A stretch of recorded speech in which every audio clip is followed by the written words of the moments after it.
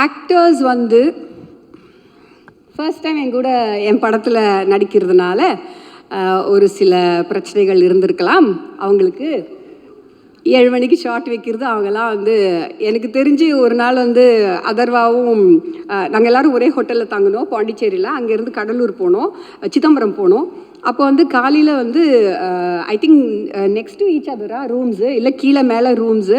ஒருத்தர் வந்து ஓடுறாராம் விடுகாத்தால 3:30 மணிக்கு. அங்கே பனியெல்லாம் இருந்துச்சு, யார் முகம் தெரியாமல் ஒருத்தர் ஓடுறாரு. அவருக்கு பின்னாடி இன்னொருத்தர் ஓடுறாராம். அவங்க 2 பேரும் அப்படியே ஆல்மோஸ்ட் முட்டிக்கு போகும்போது பார்த்தாங்களே it's Atharva and Shiva. So அப்படி 3:30 இந்த மார்னிங் நான் ஃபஸ்ட்டா அப்படின்னு சொல்லிட்டு அவங்க வந்து கொஞ்சம் டார்ச்சர்லாம் வந்து அனுபவிச்சிருக்காங்கன்னு நினைக்கிறேன். பட் ஒரு 5 நாளுக்கு அப்புறமா எல்லாமே சரியாயிடும். அவங்களே வந்து டைமுக்கு வர ஆரம்பிச்சிருவாங்க. டைமுக்கு வரலன்னு என்ன நடக்கும் தெரியும். ஸோ சிவா கூட எனக்கு வந்து என்னென்னா I think first few days ஒரு 3-4-5 டேஸ்க்கு வந்து எனக்கு நிஜமாகவே எனக்கு ரீடிங்ஸ் பண்ணாலும் சரி, நிறைய நாங்கள் வந்து பேசியிருந்தாலும் எனக்கு ஒரு சிங்க் வந்து எனக்கு I felt it was missing and he also felt the same thing.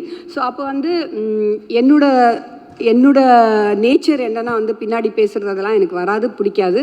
So அவரை கூப்பிட்டு வச்சு Shiva we have to talk அப்படின்னு சொல்லிட்டு one night from 8:30 to 12:30 we talk and எல்லாத்தையும் சார்ட் அவுட் பண்ணிவிட்டு சால்வ் பண்ணிவிட்டு after that it was like we were flying.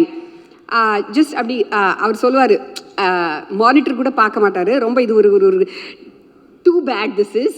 But he said one day Ratnamala song பண்ணிட்டு இருக்கும்போது வந்து அப்படியே என்ன பார்த்துட்டு இருந்தார். அவர் அங்கே நிற்கிறாரு, மானிட்டர் இங்கே இருக்குது, நான் மானிட்டர் பார்த்துட்டு இருந்தேன். So I said come Shiva. He said இல்லை உங்கள் கண்ணில் பார்த்தாலே எனக்கு புரிஞ்சு போயிடும் அது ஓகேவா இல்லையா அப்படின்னு சொல்லிட்டு. ஸோ அந்த ரேஞ்சுக்கு there was a புரிதல்.